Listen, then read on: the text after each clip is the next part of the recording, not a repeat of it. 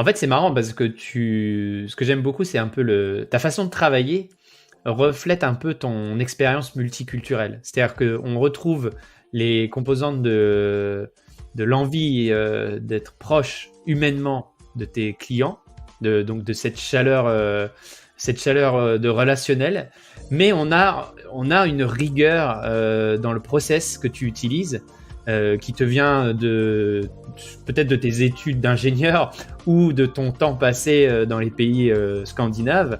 Mais en tout cas, on a un mix des deux qui fait que je ne sais pas si tu es aujourd'hui successful, mais en tout cas, j'aime beaucoup ta façon d'approcher les choses.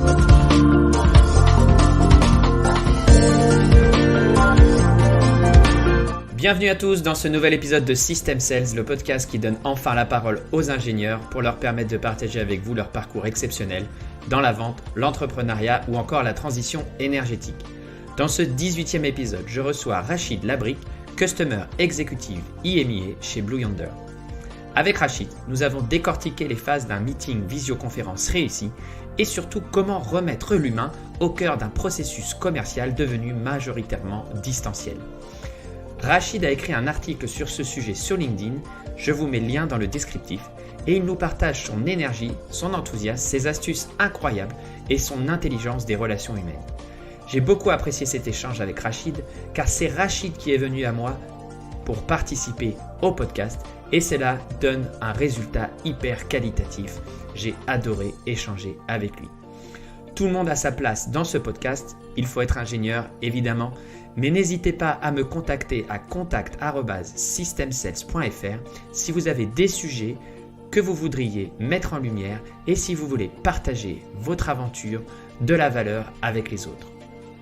Si vous souhaitez soutenir ce podcast, m'encourager et donc pouvoir continuer à écouter ces passionnantes interviews, je vous encourage à le noter 5 étoiles sur Apple Podcast ou sur Spotify et laisser un commentaire.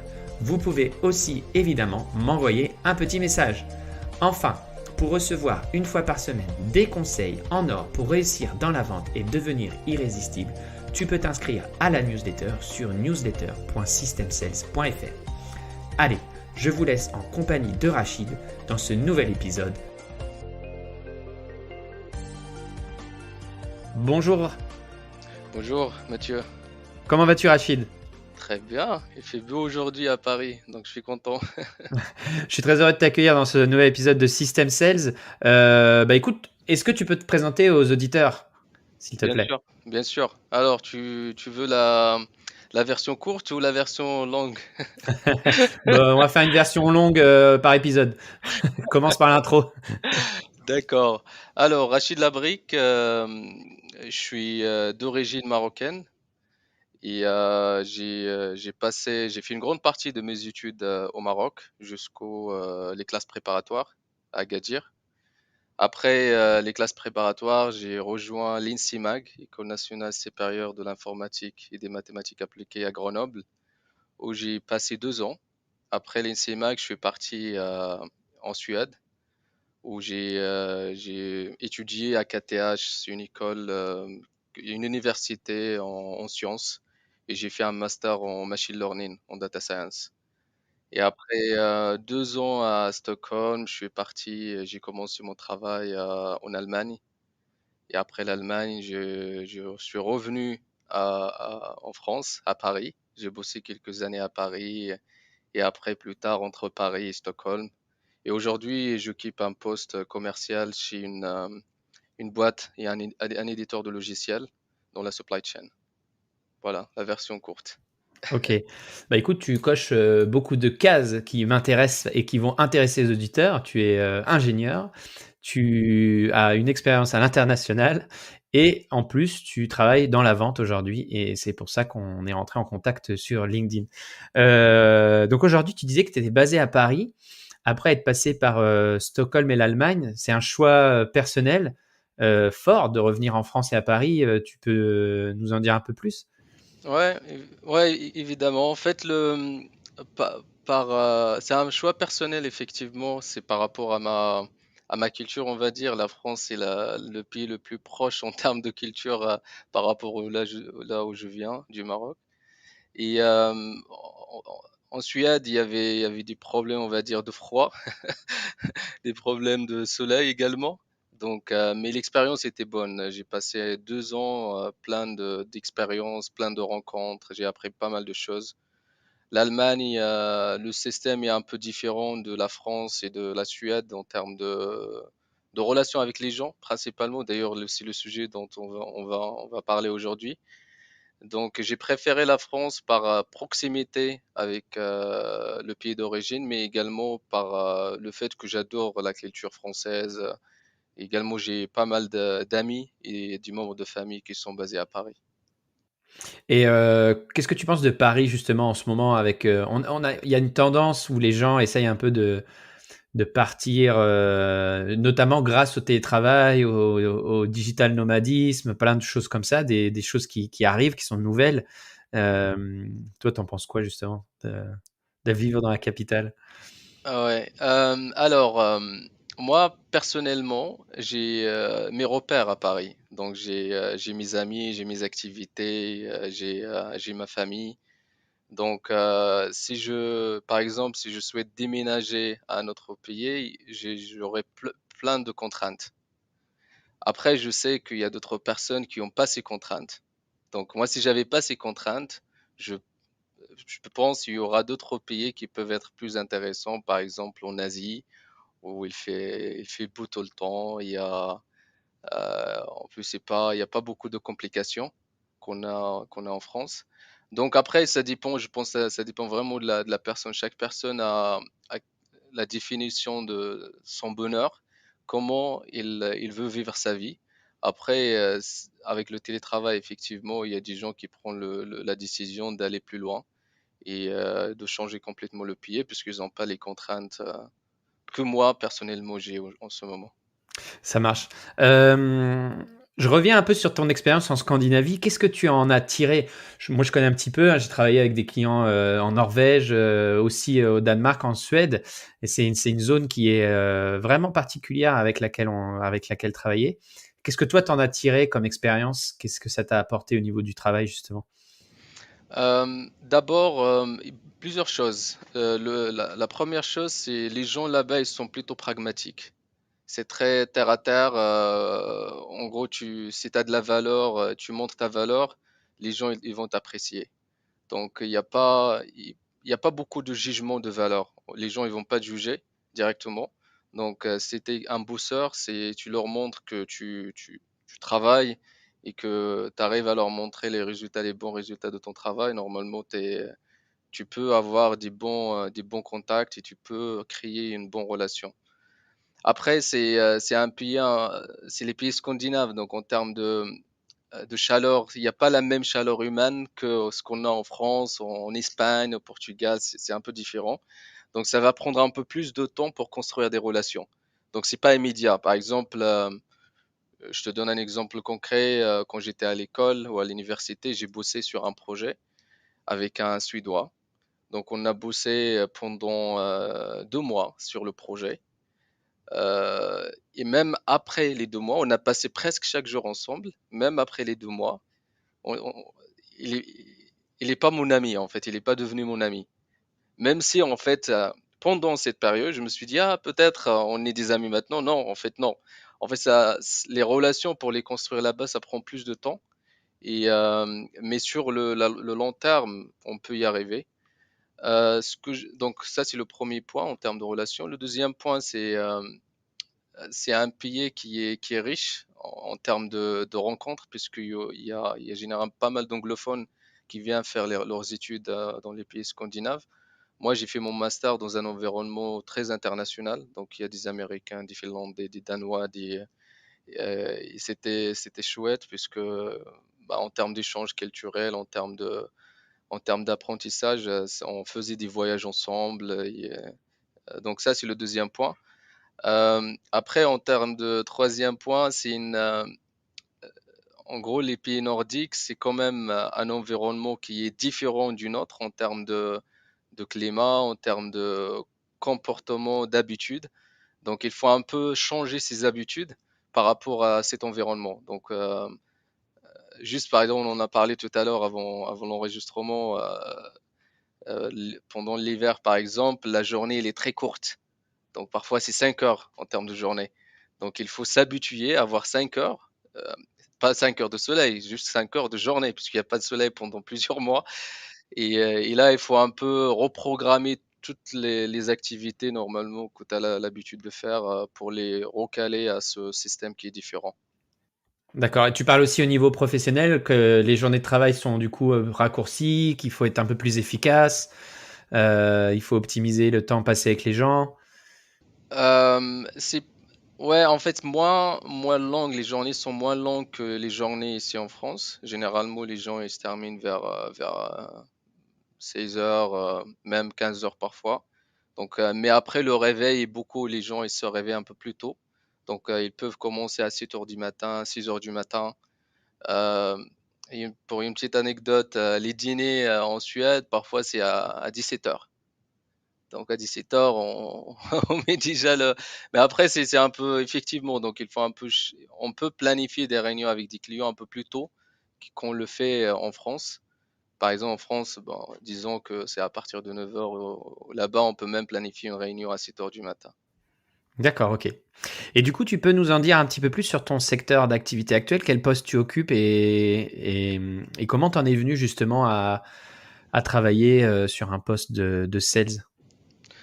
Alors aujourd'hui, ça fait à peu près 2 ans que je travaille dans comme rôle sales, c'est ce qu'on appelle dans notre boîte Customer Executive. Ok. Et avant j'ai bossé chez Dassault Systèmes en tant que Solution Advisor. En gros, c'est un rôle pour l'avant-vente. J'accompagnais les commerciaux pour faire des démonstrations solutions, pour Ouais. répondre aux questions techniques. Et quand j'étais en avant-vente, euh, donc je voyais un peu comment les commerciaux gèrent le cycle de vente, comment ils arrivent justement à signer les deals. Et ils ont pas mal de liberté. Et également, en fait, c'est eux qui sont généralement récompensés après la signature. Donc, je me suis dit, après, moi, j'étais toujours attiré. Le contact humain, c'est quelque chose qui m'attire beaucoup. J'aime bien parler avec les gens et du coup, je me suis dit, c'est un rôle qui peut m'intéresser. Et progressivement, j'ai justement repris le rôle. Et j'avais 6 mois de transition. Et après, aujourd'hui, je suis full-time customer exec. Ok. Et quelle est ta zone de chasse au niveau géographique justement? Aujourd'hui, je suis dans le nord, ce qu'ils appellent le nord, le nord plus la Suisse. Donc la Suisse, les Pays-Bas et les pays nordiques. D'accord. Et justement, donc au niveau de la vente, dans quel domaine tu te sens le plus à l'aise par rapport à ton parcours, justement, qui est pour toi un parcours à la base scientifique, mais tu as quand même eu quelques expériences dans diverses multinationales. Ouais. Donc ta question, c'est par rapport à quelle tâche dans mon rôle ou Ouais, quelle. quelle phase dans la vente ou quelle est la phase dans la vente où tu le sens le plus à l'aise aujourd'hui? Enfin, moi personnellement, venant de l'industrie, et m'intéressant maintenant un peu à la théorie de la vente, puisque dans mes activités de conseil, je me rends compte qu'en fait, il y avait tout un panel de choses sur lesquelles j'avais vraiment pas bossé avant, que ce soit la prospection. Moi, j'étais plus à l'aise sur le développement d'opportunités, la présentation des projets, etc. Et la négociation de commercial. Donc voilà, ma question c'est, ayant un parcours un peu similaire tous les deux, c'est quel est le secteur de l'étape de la vente où tu te sens le plus à l'aise aujourd'hui? Ouais, je vois la question et c'est à peu près comme toi. En fait, en tant qu'ingénieur, on est fort en tout ce qui est technique. En gros, on peut avoir des discussions très techniques avec le prospect. On peut, on peut faire des démonstrations de la solution directement. On n'a même pas besoin d'un avant-vente pour le faire. Donc évidemment, la partie là où je me sens très à l'aise, c'est la partie où généralement il y a des discussions ou des présentations de la solution. Donc comment la solution couvre le besoin client, comment on répond au challenge, au pinpoint du client. Donc cette partie-là, c'est généralement c'est à peu près après le cold calling. Donc c'est une fois on a déjà le contact avec le client et une fois les activités, les réunions sont déjà lancées. Donc jusqu'à on va dire la partie négociation et contrat. Donc toute cette partie-là, je suis très à l'aise puisque c'est la partie que je faisais avant chez Dassault Systèmes pendant 5 ans. C'est la partie où j'étais avec les commerciaux justement, en train de présenter, en train de faire de la stratégie, de la vision, en train de comprendre un peu les besoins clients, les adapter à la solution, configurer la solution pour répondre à leurs besoins.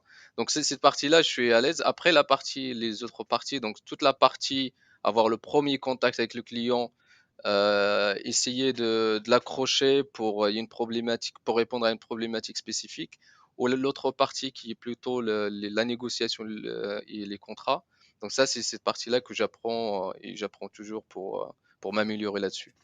Oui, parce que ça peut être justement un défaut et un handicap d'être très bon en présentation technique et techniquement, c'est qu'on se focus. Moi, je le vois et je pense que c'est un des défauts des ingénieurs qui basculent dans les fonctions de vente, pour parler ouvertement. C'est que justement, on est hyper focus sur la technique, on est prêt et le client apprécie puisqu'on ça nous met en position de consultant. Mais parfois, on oublie un peu les fondamentaux de la vente qui sont la découverte du besoin, la qualification et une orientation de présentation produit justement un peu plus orientée client plutôt que produit. Donc, justement, est-ce que toi, tu arrives justement à te détacher un petit peu, prendre de la hauteur par rapport à la technique, justement, et à comprendre un peu les mécanismes d'un bon commercial, justement, cette phase de découverte? Est-ce que tu es un bon questionneur? Est-ce que tu arrives à créer des tensions, justement, dans le processus d'achat et de pas passer. On sait que les Nordiques et les Allemands, ils aiment passer des heures à discuter des spécificités techniques du produit et parfois, du coup, ça rallonge les cycles de vente. Mm. Alors, au début, c'était dur, pour être honnête avec toi, puisque je me rappelle mon premier deal où j'avais une équipe derrière, donc il y avait un avant-vente, il y a un architecte, il y avait. Du coup, à chaque fois, on était devant le client. Parfois, je prenais le relais pour parler d'une fonctionnalité et de la solution. Et pourtant, c'est pas mon rôle, puisque j'ai déjà un avant-vente qui est avec moi qui est censé faire ça. Et parfois, je peux rentrer dans des détails très très techniques avec le prospect. Je pense doucement, je commence à me détacher et à apprendre à donner plus de liberté à l'équipe quand il s'agit de ces questions techniques ou de la configuration de la solution. Mais j'ai toujours, je pense, de temps en temps dans les réunions, ça arrive, ça vient. En fait, je me rappelle, il y a quelques semaines, j'étais dans une réunion, on parlait justement, on faisait une démonstration de la solution et l'avant-vente a commencé. En fait, comment il expliquait la solution, pour moi, c'était pas, on va dire, c'était pas la bonne façon de le faire. Donc, j'ai commencé à le faire moi-même, je l'ai arrêté, j'ai commencé à le faire moi-même.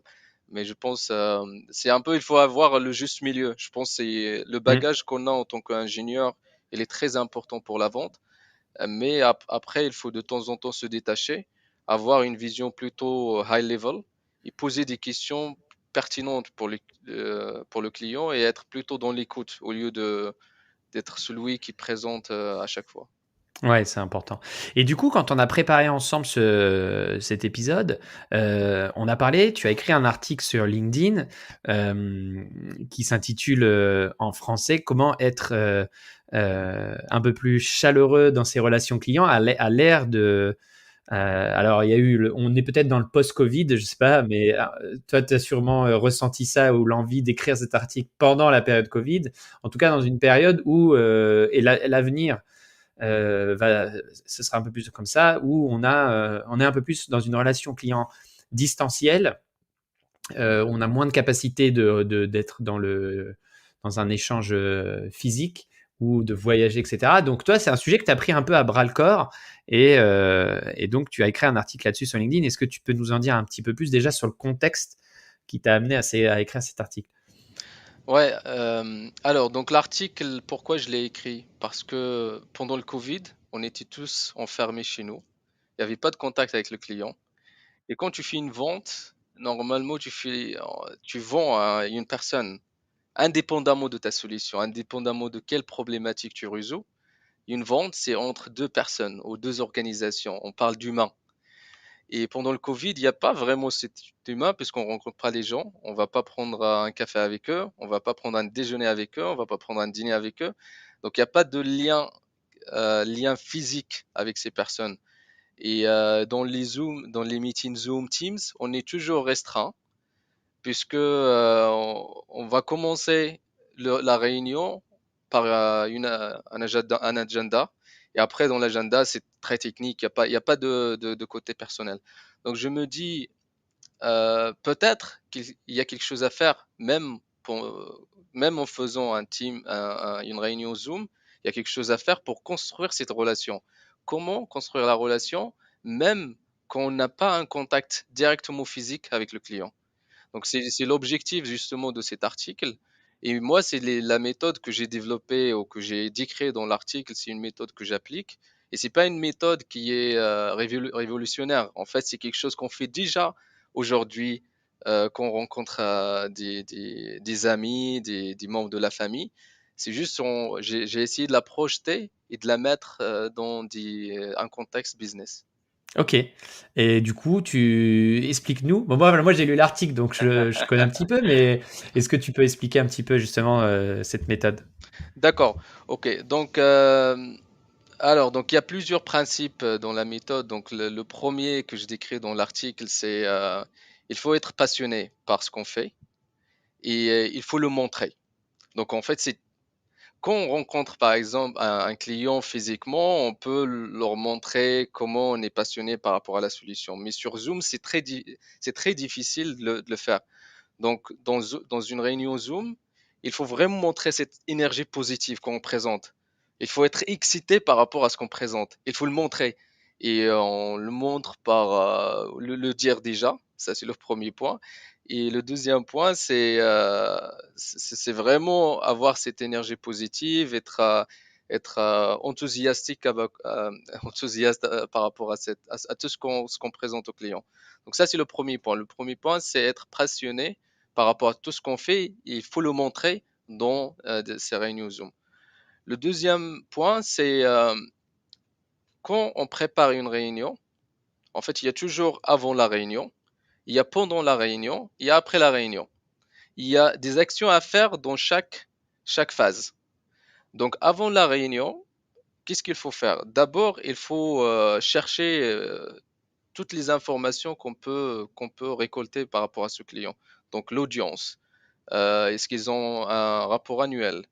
Est-ce qu'ils ont embauché d'autres personnes, nouvelles personnes?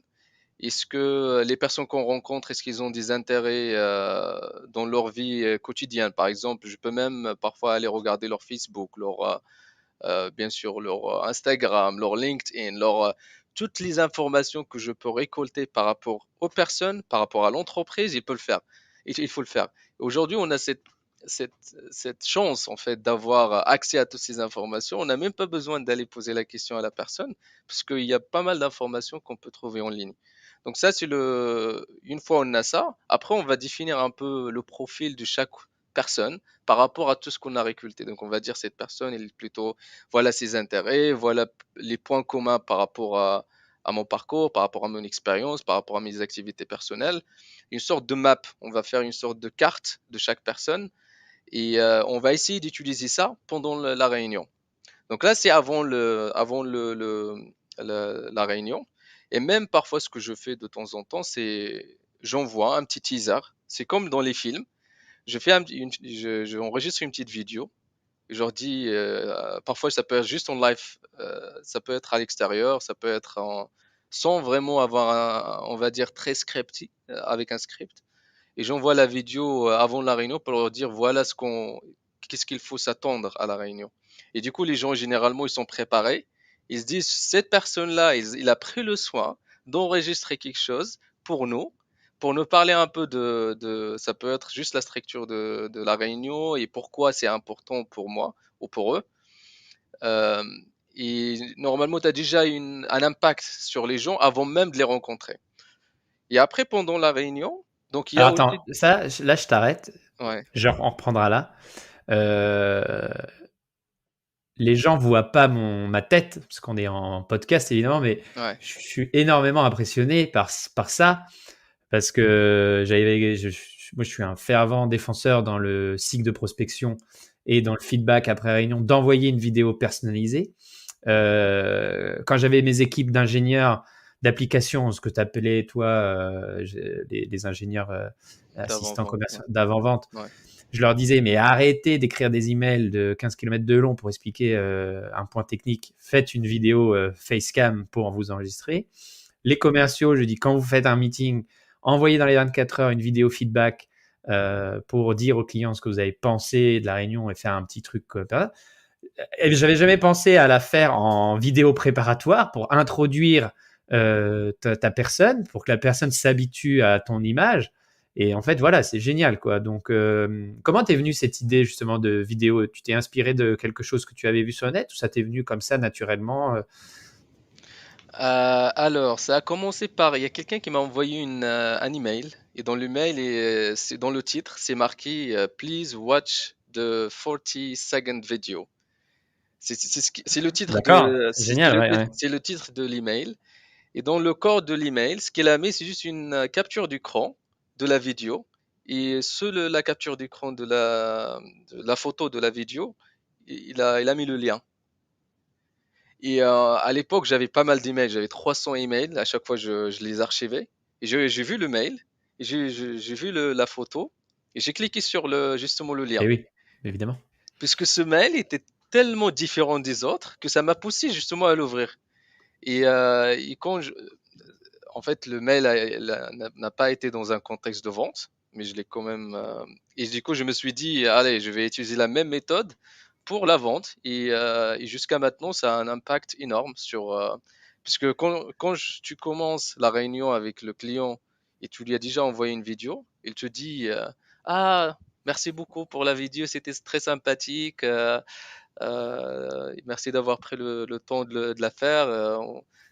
C'est clair par rapport à tout ce l'objectif de cette réunion, tout ce qu'on va discuter. Et toujours, t'as déjà un petit feedback positif et tu commences sur des notes positives. D'accord. Donc en fait, tu structures vraiment ta vidéo. C'est quelque chose de court. Tu fais quoi? Tu fais 1 minute, 2 minutes? Même pas un max, Même une pas. minute. Une Max, minute max, ouais. et dans laquelle tu dis, voilà, bonjour, je m'appelle Rachid, on va faire un meeting ensemble, voilà l'objet du meeting. En fait, en gros, ce que tu écrirais tout simplement dans un Dans un email. email. Et Ouais. tu le fais un peu avec le sourire, avec un peu plus d'énergie. Il faut pas envoyer une méthode ah, bah, bah, bah. Il faut dégager cette énergie dans la vidéo.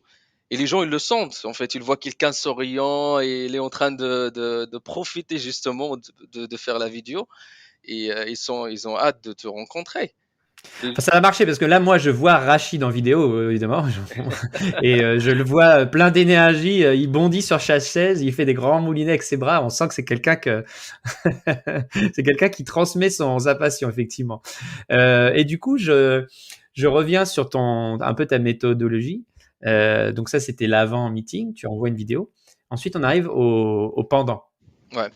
Donc là, on est dans une réunion. Imaginons, il y a 5, 6 personnes côté client. On est 2 ou 3 de notre entreprise.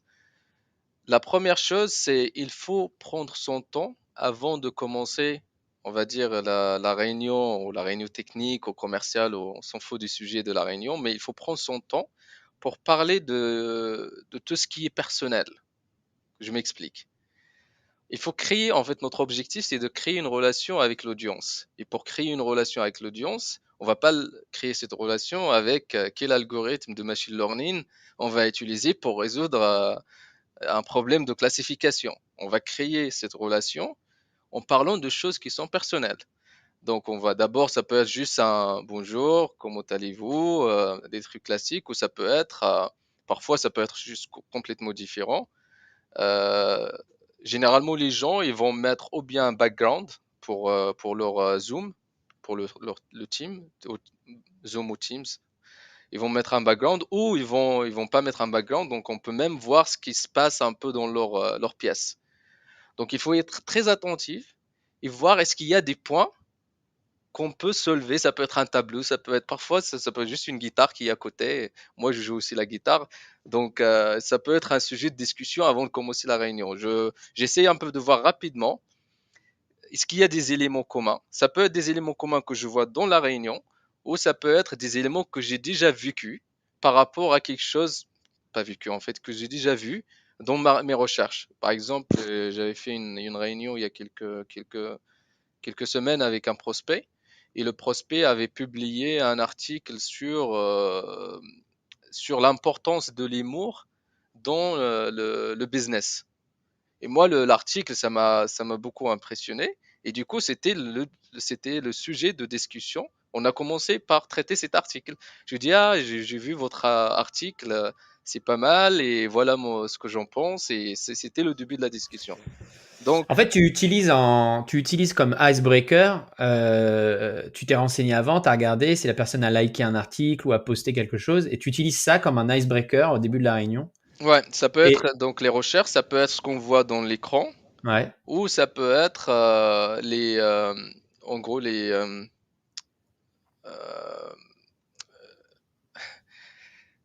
les- bon, Bon, enfin, on a compris. En gros, voilà, tu crées. Mais non, mais c'est brillant. Tu crées un. C'est très brillant. C'est que tu crées un. Et moi, alors, moi, je te dis tout de suite, moi, je suis plutôt à la culture straight away.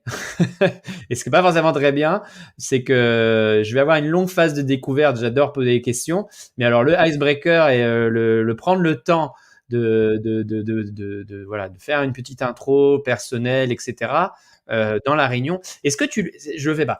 Est-ce que toi tu le fais aussi parce que personnellement je participe souvent aussi à des réunions où il y a vraiment beaucoup de gens. C'est un peu le problème un peu de la visio, moi je trouve, c'est que et des conf calls, c'est qu'on se retrouve avec des réunions maintenant où il y a 10-15 personnes dont 90% n'ont rien à faire dans cette réunion, mais du coup faire une phase de découverte, faire des icebreakers, créer du relationship avec dans ces gros meetings, moi je trouve ça hyper compliqué et tu es obligé après de reprogrammer des réunions individuelles quand tu as identifié les personnes vraiment intéressantes pour faire du one-to-one avec elles et rebalayer ça. Donc, du coup, toi, ce que tu viens de nous expliquer là, tu le fais quand tu es en one-to-one ou tu le fais aussi en plénière non, je peux le faire en plein, même s'il y a 7 personnes, 10 personnes, je peux rebondir parce que il faut bien se préparer. C'est ce qu'on a. En fait, il y a un avant la réunion, donc il faut bien se préparer.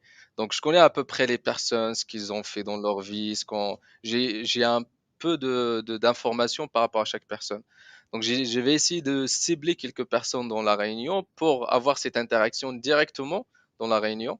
Et parfois, ce que je fais également c'est des gros groupes de 20, 30 personnes. Parfois, je fais quelques petits exercices. Je leur dis, avant de commencer la réunion, est-ce que vous pouvez décrire votre sentiment aujourd'hui en un mot dans le chat? Donc chacun tape un petit mot.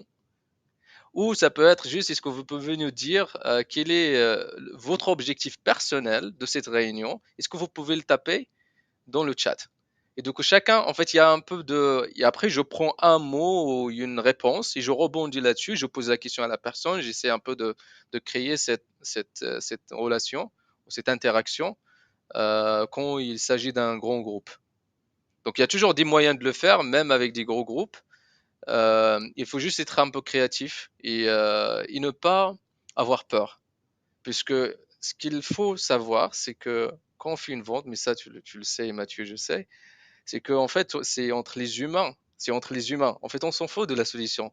D'abord, c'est les humains. C'est des personnes qui sont devant nous, dont c'est pas des robots. Donc, il faut pas avoir peur de faire des choses qui sont personnelles, puisqu'on parle avec des gens comme nous, en fait. Ils ont des valeurs, ils ont des intérêts, ils ont des.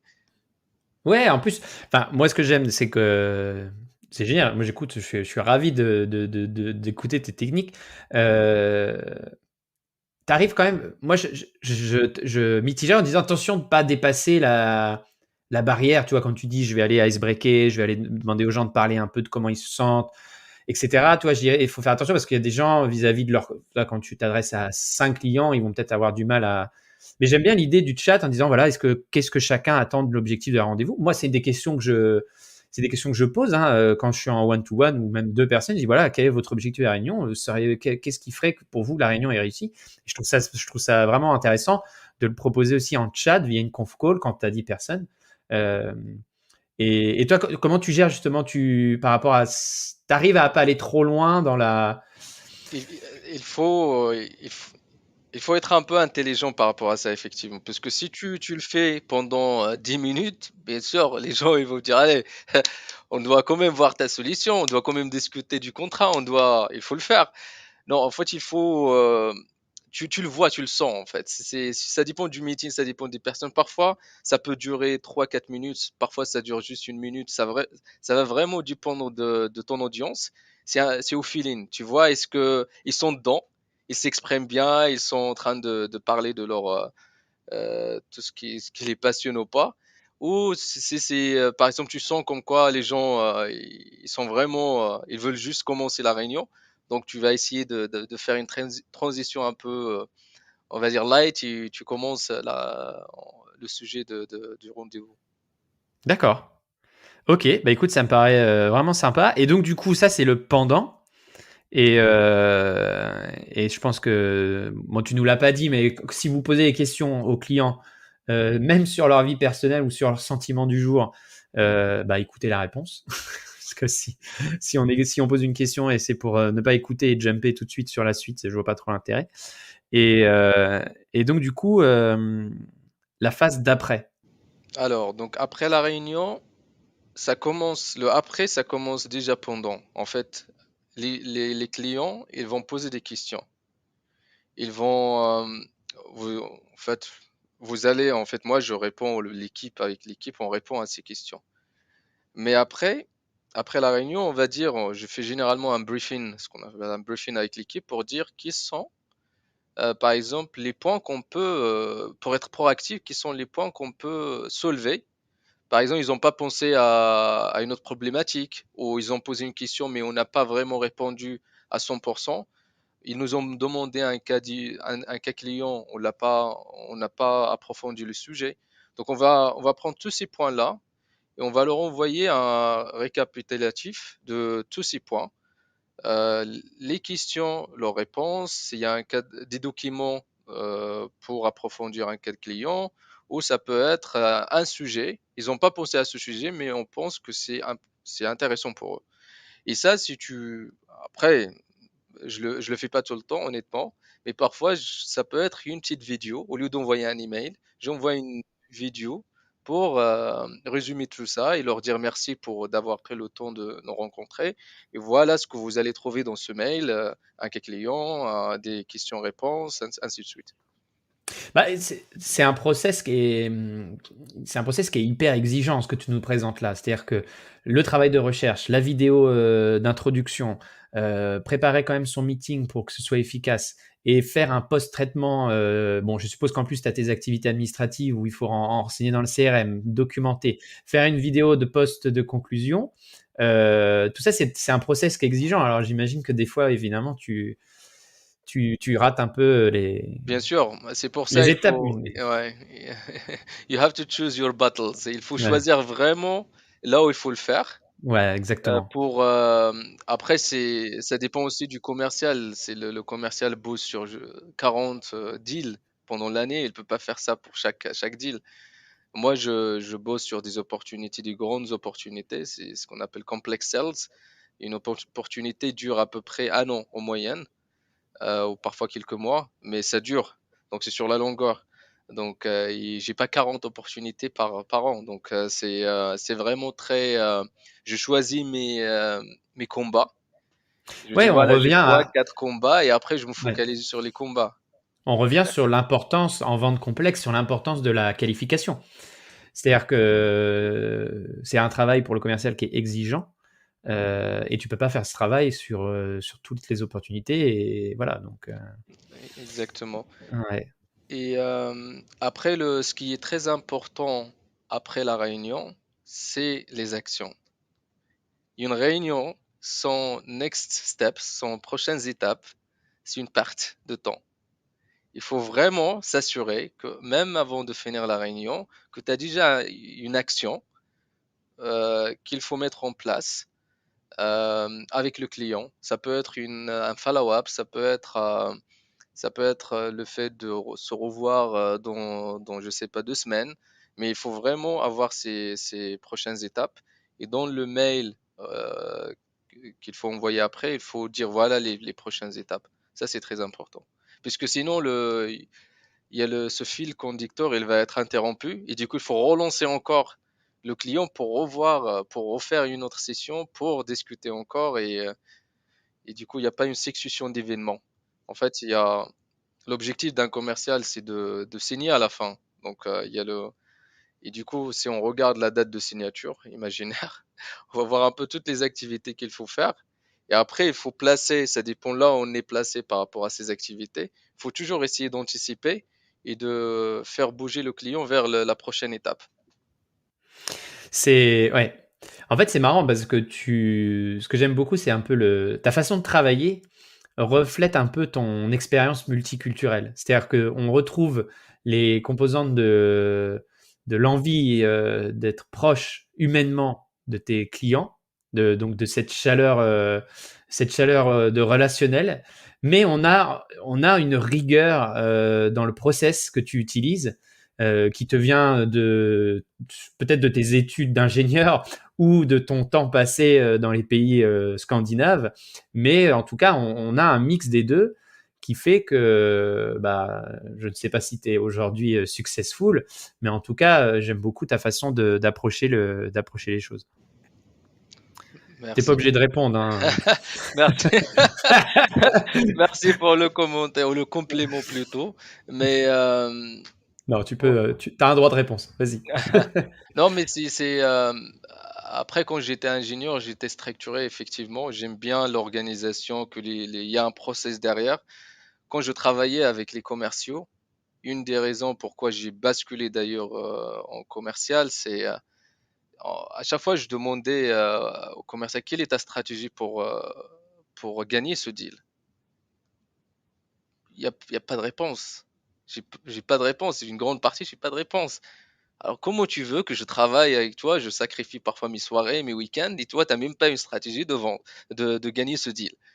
Et généralement, une grande partie, ils sont pas structurés, ils voient pas, ils font juste ils suivent juste le fil, ils font des activités, ils espèrent qu'un jour, ça va se signer.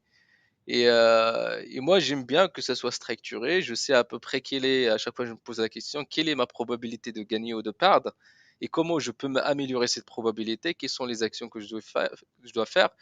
Et, euh, et moi, j'adore les calls de stratégie. En gros, j'invite des gens dans mon équipe, je bloque une demi-heure, on va traiter un cas particulier, on va dire comment gagner ce deal.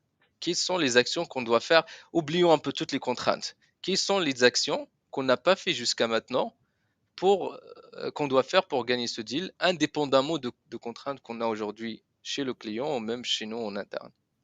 C'est un point qui est très important, ce que tu mentionnes ici. Et c'est qu'en fait, dans la vente complexe, après, dans la vente flash, B2C, je sais pas, ou B2B, enfin, mais en tout cas, dans la vente complexe, c'est que si on travaille tout seul, on va pas très loin. Mais en fait, ça paraît évident à dire, mais finalement, on a l'impression que les gens ne font pas, n'y pensent pas, en fait. Parce qu'il y a un problème d'ego au final. Alors que la prise d'information à 360 degrés, j'ai pas retenu grand-chose de mon passage de mon ancienne compagnie qui n'avait pas culturellement voilà, bon, sans rentrer dans les détails, mais il y avait un point que moi j'ai beaucoup aimé dans le marketing interne qui nous faisait, c'était la prise d'information à 360 degrés. Et voilà, comme tu dis, d'organiser une réunion en interne. Parce que moi, interroger un commercial en disant ouais, c'est quoi ta stratégie, c'est toujours une question difficile. Je veux dire, à la personne, il n'y a pas une vérité, il n'y a pas une stratégie pour gagner un deal.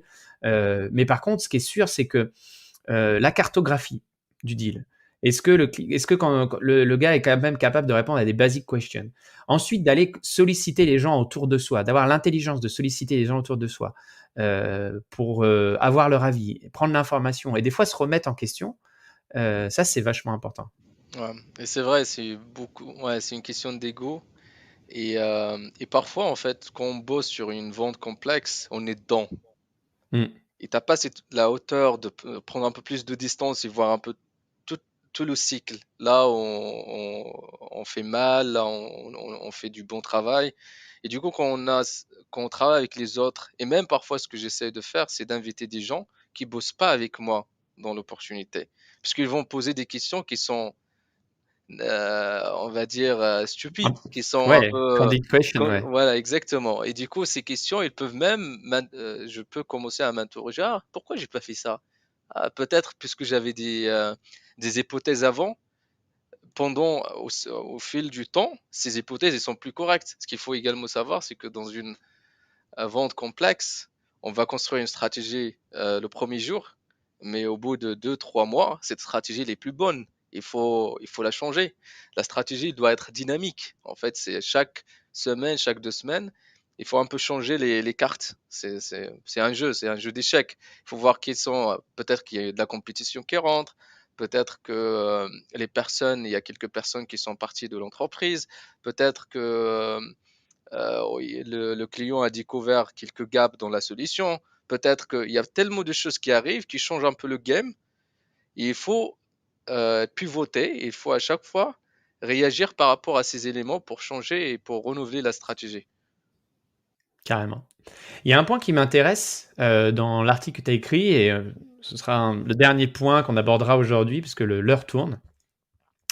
Tu as écrit dans ton article Never eat or drink alone. Est-ce que tu peux m'en dire un peu plus ce qui se cache derrière cette phrase? Et moi, ça me touche particulièrement, ayant rejoint une nouvelle entreprise il y a quelques temps, étant en télétravail 50% du temps, étant nouveau. Voilà, on a tendance des fois à se replier, à être tout seul et voilà, bah, à faire comme ça. Mais du coup, moi, j'ai lu l'article encore une fois, donc je connais un peu ce qu'il y a là. Mais dis-moi un petit peu plus ce que tu entends derrière Never eat and drink alone. Ne mange pas seul, ne mange jamais ou ne bois jamais Mais seul. seul, ouais. D'ailleurs, ça vient d'un bouquin. Il y a un bouquin qui s'appelle Never Eat Alone. Euh, c'est un bouquin qui parle justement de construire un réseau. Et pourquoi justement l'article, pourquoi je parlais de ça, puisque on mange tous, on prend des pauses café, même tout seul. Pourquoi ne pas utiliser ce temps pour le faire ça peut être des collègues ou ça peut être des clients ou des prospects. Donc il faut vraiment, parfois ce que je fais, je planifie même en Zoom, je planifie ce qu'on appelle coffee break. Coffee break 10 minutes. Je planifie ça avec un prospect avec qui j'ai un beau relationnel. Je lui dis, allez, on prend un café ensemble. Est-ce qu'on peut prendre un café ensemble à distance? Un café à distance. Et parfois, il y a une grande partie des gens, ils disent, ah, pourquoi pas, très bien. Ça me fait une petite pause oui, pour parler d'autre chose. Et l'avantage de ça, c'est que quand tu mets café break 5 minutes ou 10 minutes, les gens ils vont pas aborder des sujets, on va dire, du travail. Donc en fait, tu vas parler un peu de tout ce qui est personnel. Et après, tu peux glisser deux, trois questions pendant cette discussion ou cette pause café. Et je recommande à chaque personne, par exemple, au lieu d'aller prendre le déj tout seul, pourquoi ne pas prendre un déj avec un prospect ou avec un collègue, mais le faire même à distance. Ok. Bah écoute, c'est un super tips, super conseil, et je pense on, on va clôturer cette interview là-dessus. J'ai une dernière question pour toi. Avant de te poser cette dernière question, moi, ce que j'ai beaucoup apprécié finalement dans cette interview, c'est la grande valeur ajoutée que tu nous as apportée. Et le fait que ce soit pas moi qui soit venu te solliciter, mais que c'est soit toi qui m'ait contacté sur LinkedIn avec un vrai sujet que tu avais à cœur et que tu portais.